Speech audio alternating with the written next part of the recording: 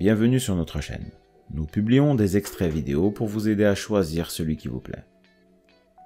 Pour savoir comment télécharger ce livre audio gratuitement, ou un autre de votre choix, n'hésitez pas à cliquer sur les liens en description.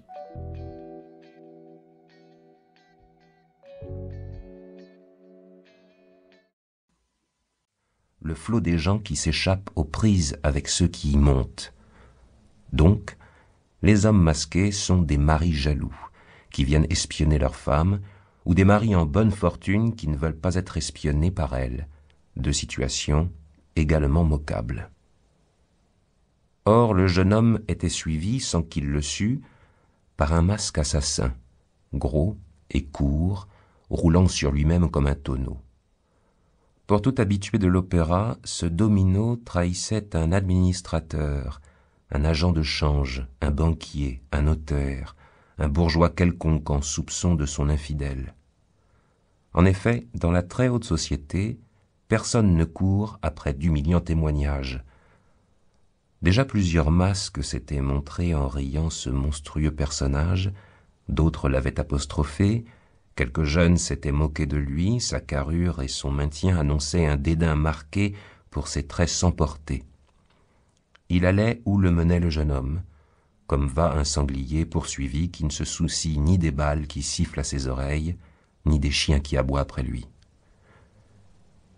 Quoiqu'au premier abord le plaisir et l'inquiétude aient pris la même livrée, l'illustre robe noire vénitienne, et que tout soit confus au bal de l'opéra, les différents cercles dont se compose la société parisienne se retrouvent, se reconnaissent et s'observent. Il y a des notions si précises pour quelques initiés que ce grimoire d'intérêt est lisible comme un roman qui serait amusant. Pour les habitués, cet homme ne pouvait donc pas être en bonne fortune. Il eût infailliblement porté quelques marques convenues, rouges, blanches ou vertes, qui signalent les bonheurs apprêtés de longues mains. S'agissait-il d'une vengeance ? En voyant le masque suivant de si près un homme en bonne fortune, quelque désœuvré revenait au beau visage sur lequel le plaisir avait mis sa divine auréole. Le jeune homme intéressait. Plus il allait, plus il réveillait de curiosité. Tout en lui signalait d'ailleurs les habitudes d'une vie élégante. Suivant une loi fatale de notre époque, il existe peu de différence, soit physique, soit morale, entre le plus distingué, le mieux élevé des fils d'un duc et père, et ce charmant garçon que naguère la misère étreignait de ses mains de fer au milieu de Paris.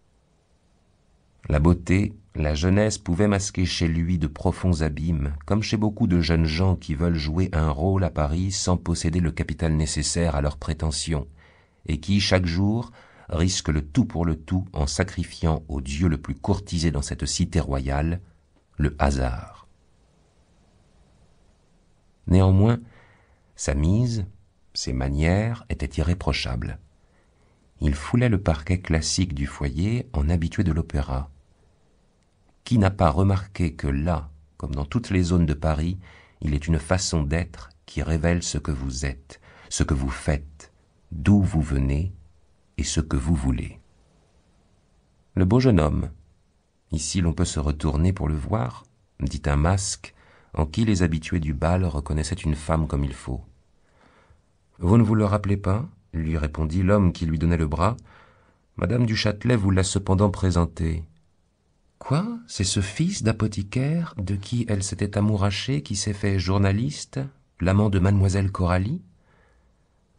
Je le croyais tombé trop bas pour jamais pouvoir se remonter, je ne comprends pas comment il peut reparaître dans le monde de Paris, dit le comte Sixte du Châtelet.